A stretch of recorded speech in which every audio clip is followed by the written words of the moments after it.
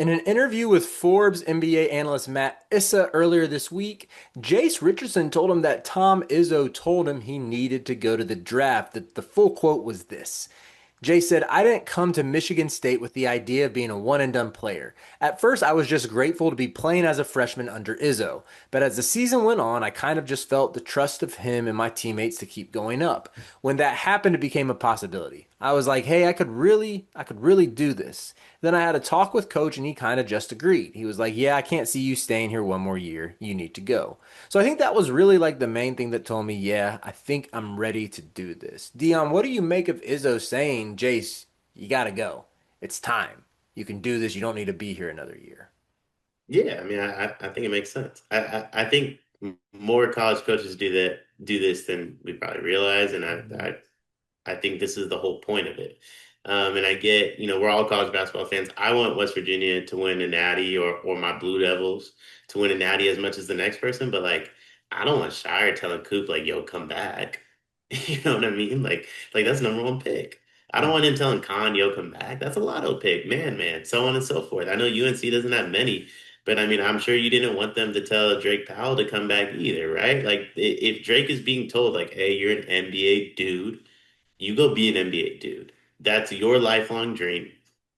That's the ultimate goal of what we're trying to accomplish, right? Like, I think, I, I think this is gonna sound nuts, and I apologize if I'm offending anybody. I'm really not trying to. If you ask college coaches and you ask these college kids, 1A, 1B is a national championship in the NBA draft. I don't think it's a one and two. I think it's very equal. If Mhm. you told a college kid you can either win a national championship or you can play in the NBA for 10 years, I think they're taking the NBA. Mhm. And I think a college coach would also prefer that that's what his player gets to do. And Mhm. so I do think a national championship is the ultimate goal. That's 1A, but I think the NBA draft is 1B, and it's very, very close. And I think Tom Izzo looked at Jace, who came into the season with no real draft stock, no real draft prospects at the time, and he took the bull by its horn and said, "No, I'm an NBA dude." Showed everybody that, and Izzo's like, "Yeah, no, you did what you came out here to do. Don't come back. The only thing that could happen is it could get worse." Mhm. One, you're not even a real Duke fan. Your shot at the Tar Heels was unnecessary. Two, I'm with you. I mean, I love this move from Izzo. I think you're spot on with the analysis for even a player's personal goals, which makes sense. They're thinking about the 10, 20, 30-year decision, not just 1 year. And even with the NIL boom in recent years, I still think being a first round NBA draft pick with guaranteed money, it just sets you up for more and probably more in the immediate future and in the long run. You know, like you got to be making a ton of NIL that for it to be comparable to first round draft money.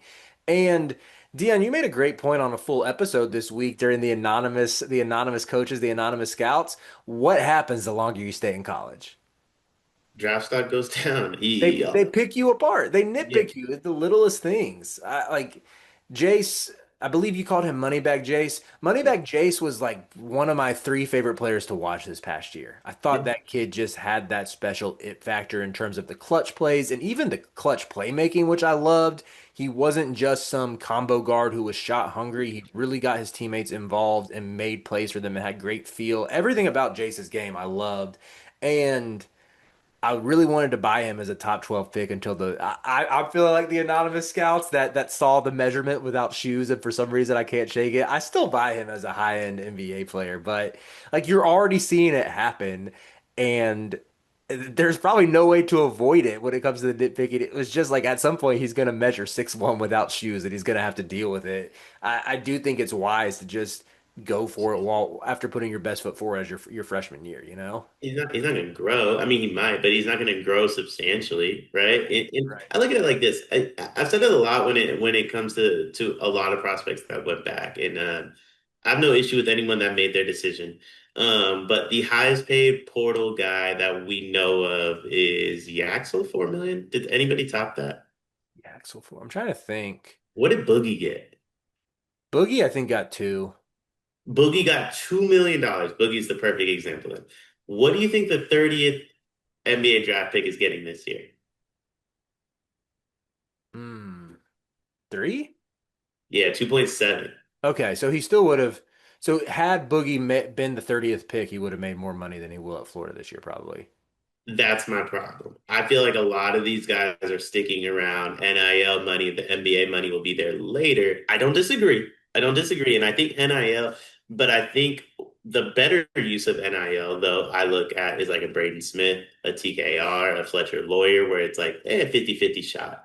I'm gonna go make $5-6 million in college, set my family up forever. And if the NBA dream comes around, that's phenomenal. I think it will for Braden. But like, if it doesn't, we're still set. I like a boogie, you probably should have went.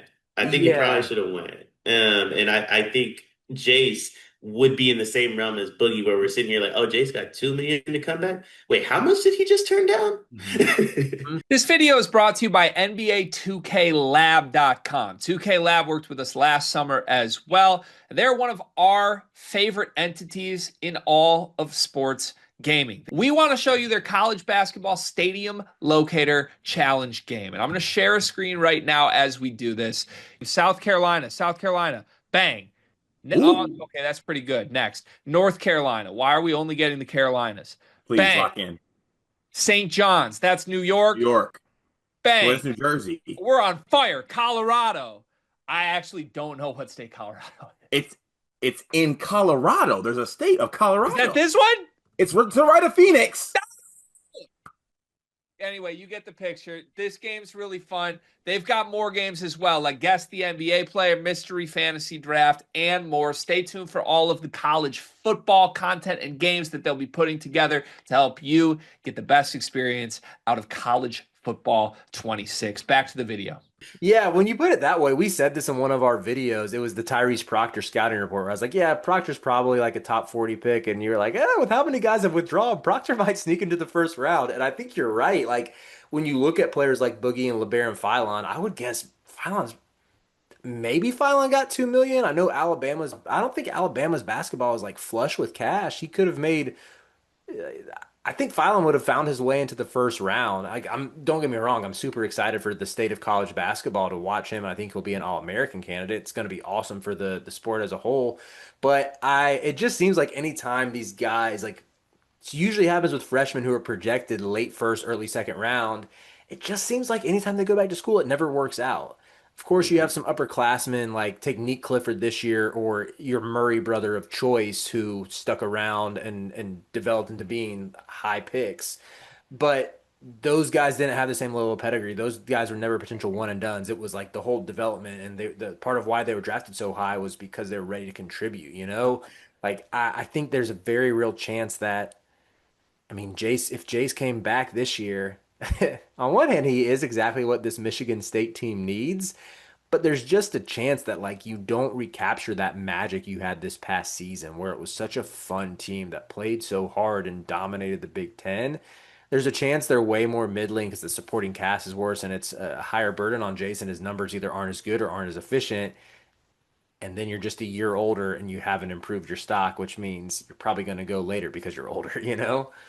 Yeah, I don't know that Jace fits into this bubble, but I think there's a distinct difference between the Neat Cliffords, Danny Wolf, like you said, a Murray brother of choice who had to stay 3 to 4 years to earn their draft spot, and a high school senior turned college freshman who should have been a one and done and is returning. And the reason I say that is if you should have been a one and done and you're returning, there's a reason. And if you can't fix that reason, it's only going to amplify. Hmm. And that's how we see stocks fall so much. And Jace doesn't fit into that because he shouldn't have been a one and done. He also didn't provide a reason. So I don't know where Jace falls other than just go get your money, bro. Like go Yeah. do your thing, get up out of here. You were a phenomenal college player. It would have been great to see you play longer. I think that was the expectation of Izzo. Hmm. And you proved him wrong, and that's why he's like, it's time for you Yep. to go. But I do think when it comes to this stuff, when you return, all they do is nitpick. If you told me in February when you and I had a bet on like the Caleb Wilson, I got to eat the butter dog thing, Hmm. that I would be sitting here saying Drake Powell will have a better NBA career than Ian Jackson.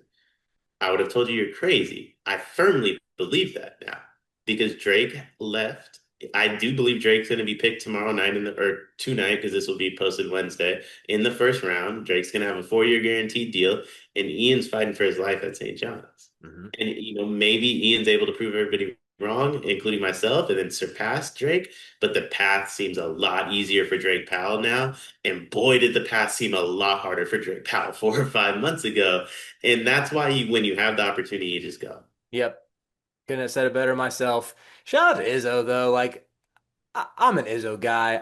That's my old ball coach, and love that he was supporting Jason this next adventure of life. Which, to be fair, Izzo doesn't really have anything left to prove. So maybe it's not as selfless as it seems. But I still love that he showed that love to his player living out his dream. So best of I think luck it's to. super Oh, cool. good. I'm sorry.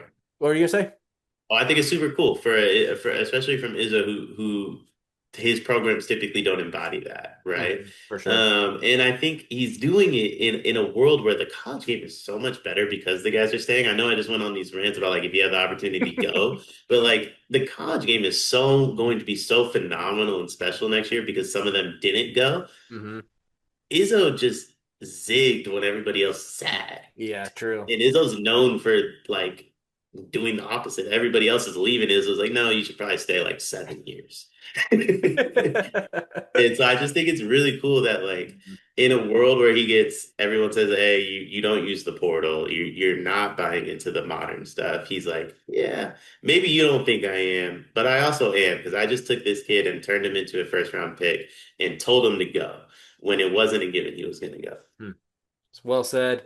Shout out to Izzo. Shout out to Jase Richardson. Can't wait to watch you get drafted tonight.